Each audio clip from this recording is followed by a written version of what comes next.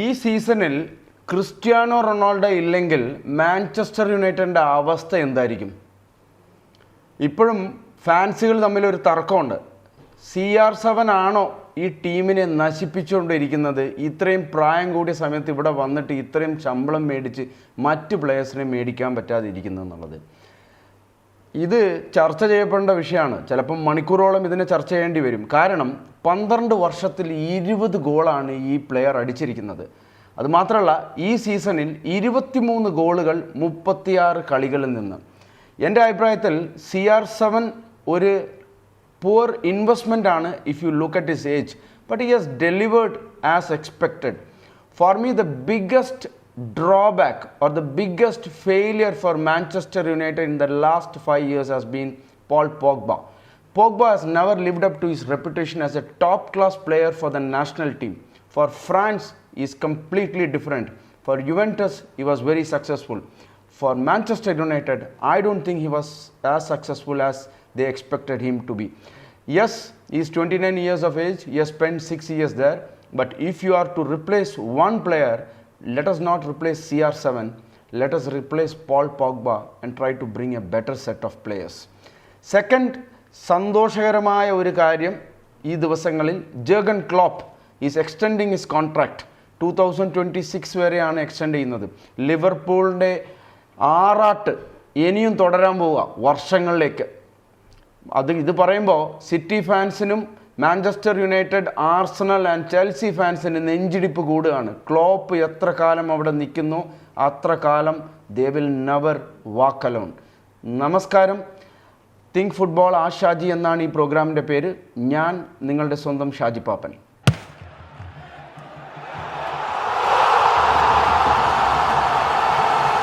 ഇന്നത്തെ ആദ്യത്തെ ചോദ്യം ഒരു ടോട്ടൻഹാം ഹോട്ട്സ്പർ ഫാനിൻ്റെ അടുത്താണ്.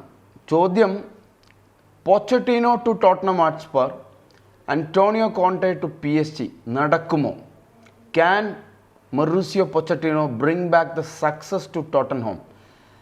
ടഫ് ക്വസ്റ്റ്യനാണ് ആൻസർ ചെയ്യാൻ. കാരണം ഡാനിയൽ ലെവി എന്ന് പറഞ്ഞ ചെയർമാൻ്റെ കൂടെ വർക്ക് ചെയ്യാൻ ഒരു മാനേജർക്കും പറ്റില്ല എന്നാണ് എൻ്റെ ഒരു അഭിപ്രായം. ദൈവം പോലും ഇറങ്ങി വന്ന് ടോട്ടൻഹാം ഹോട്ട്സ്പറിൻ്റെ കോച്ചായാൽ ഒരുപക്ഷെ സുല്ല് പറഞ്ഞ് തിരിച്ചു പോകും ദൈവം. കാരണം 2021 ലീഗ് കപ്പിൻ്റെ ഫൈനലിൻ്റെ മുന്നേ ജോസെ മൊറീനിയോനെ സാക്ക് ചെയ്യാണ് ഇയാൾ.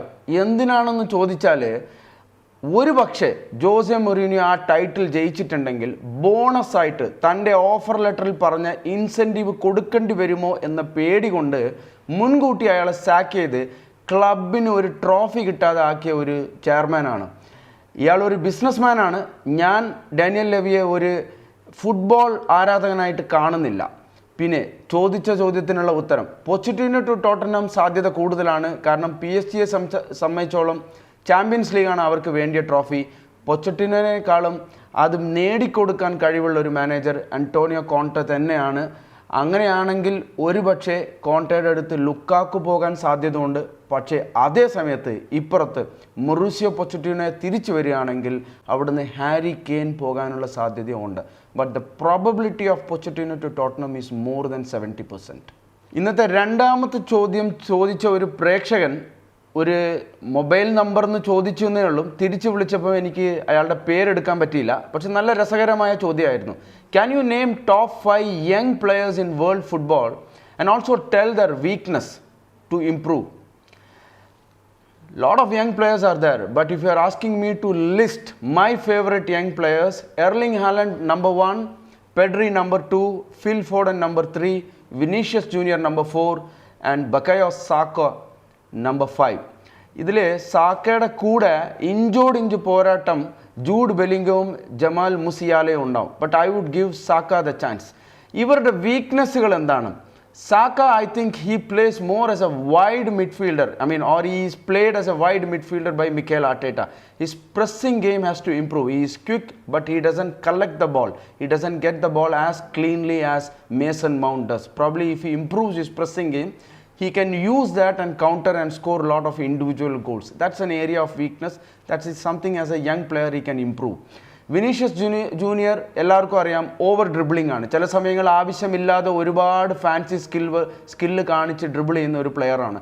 അതൊന്ന് നിയന്ത്രിക്കാൻ പറ്റുകയാണെങ്കിൽ, ഈ സീസണിൽ നിയന്ത്രിച്ചിട്ടുണ്ട് കുറച്ച്, പക്ഷേ എന്നാലും കുറച്ചും കൂടി ഒന്ന് കൺട്രോൾ ചെയ്യാൻ പറ്റുകയാണെങ്കിൽ I think he can be A top class player in world football. Phil Foden defensively is not good. His recovery is less. He is more an attacking threat rather than a defensive unit support system കൊണ്ടുവരാൻ പറ്റുന്ന ഒരു player അല്ല. But if he improves his defensive system, he could be a very, very bright talent for English football. Pedri, the amount of balls he touches, the amount of passes he makes in the midfield, he should be good enough to give the final ball. അയാളുടെ final ball അത്ര പോരാ. ഈ സീസണിൽ ഒരു അസിസ്റ്റേ ഉള്ളൂ. But his touches and passes in the midfield is brilliant.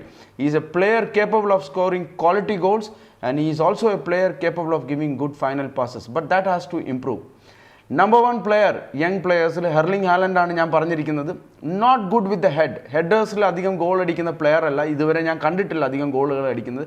Plus ഒരു സ്ട്രൈക്കറെ സംബന്ധിച്ചോളം ഒരു 15-20 പാസുകൾ ഓപ്പണൻറ്റിൻ്റെ ബോക്സിൻ്റെ അടുത്ത് കളിച്ചാൽ പോരാ, ഏകദേശം ഒരു 40-50 പാസുകൾ കളിക്കണം. That is an opportunity that you create for your teammate. I think Haaland doesn't play that many passes. More importantly, Haaland has a major weakness so far which I have witnessed. He is not very good with the head. He doesn't score goals much with his header. ഈ മൂന്നാമത്തെ ചോദ്യം ചോദിച്ചിരിക്കുന്നതും പ്രവീൺ തന്നെയാണ്. നേരത്തെ പ്രവീൺ ഒരു ചോദ്യം കഴിഞ്ഞ എപ്പിസോഡിൽ ചോദിച്ചിട്ടുണ്ടായിരുന്നു. ഇത്തവണ ചോദിച്ചിരിക്കുന്നത്, will the 1 goal advantage be enough for City in Madrid in the return leg? It's tough. In fact, there is one more person who has asked the same question. I will add his name also now. Jyothis ആണ് ചോദിച്ചിരിക്കുന്നത്.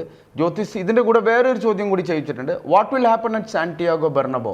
Manchester City, they could have scored one more goal at their home ground. What are their chances to qualify? ഇത് രണ്ടിനും ചേർത്തിട്ടുള്ള ഉത്തരം ഇതാണ്. See, it's very tough to see the City team go to Bernabeu and not scoring. They will concede, but they will score goals. Because their goal scoring potential is a huge threat to world football. ഉള്ള ഏത് ടീമിനും അതൊരു ത്രെട്ടാണ്. So I expect them to score. If Real Madrid score 2, City are capable of scoring 3. ഇതിൽ കുറേ fans കഴിഞ്ഞ ദിവസം first leg കഴിഞ്ഞപ്പോൾ എന്നോട് പറയുന്നുണ്ടായിരുന്നു, കെസമീറോ ഇല്ലാത്ത കൊണ്ടാണ് ശരിക്കും മാഞ്ചസ്റ്റർ സിറ്റി ഇത്രയും നന്നായി കളിച്ചതെന്നുള്ള. But then my answer to that is, Casemiro was not injured. He was on the substitute bench. Why Ancelotti did not play him? He did not play him because he felt that his speed was not enough to tackle players on the other side. That could be a reason. Yes, he is a top class player. He has been doing well. 85% tackling undu, 70% above passing undu. Even though goal scoring pattern il athrayum parayanulla percentage illeങ്കിലും he could be a linchpin ഈ Casemiro. But I don't think that will stop Manchester City from winning the second leg. I expect Manchester City to go through it. Watch out for one player, City fans, Karim Benzema. If he shines like a shining star on that day, you could be in for trouble. Otherwise, you are going to have an easy cakewalk at Bernabeu. Hermanos Premier League Season 3 വിരലെണ്ണാവുന്ന ദിവസങ്ങളിലേക്ക് അടുത്തു കഴിഞ്ഞു. ഇവിടെ ഇപ്പം ഞാൻ പറയാൻ പോകുന്ന star player അല്ലെങ്കിൽ key player of the team ഡിനു കളിക്കുന്നത് കൈസേഴ്സ് ആഡ്ലറിനാണ്. കിഫ കൊങ്കൺ ലീഗ, ഈ അടുത്ത് നടന്ന ലീഗിൽ ഹെർമാനോസ് ഡി കൊങ്കൺ എന്ന ചാമ്പ്യൻ ടീമിൻ്റെ സ്റ്റാർ പ്ലെയർ ഈ പറഞ്ഞ ഡിനു ആയിരുന്നു. ഇയാളെ ഫാബ്രിഗാസ് എന്നും വിളിക്കാം, സാവി എന്നും വിളിക്കാം, ബുസ്കറ്റ്സ് എന്നും വിളിക്കാം, ഒരുപക്ഷെ ഒരു പരിധിവരെ അൾട്രാ മോഡേൺ ജോഷുവ കിമിച്ച് എന്നും വിളിക്കാം. അത്രയും ക്വാളിറ്റി ഉള്ള ഒരു പ്ലെയറാണ്. കണ്ടാൽ അറിയില്ല, മെലിഞ്ഞ് വലിയ പൊക്കം ഇല്ലാത്ത ഒരു പ്ലെയറാണ്. But fluidity and his passing ability is high. He will score goals and I expect him to be the leading assist of this tournament. One of my favorite player, one of the best player who is going to field in this Hermanos Premier League.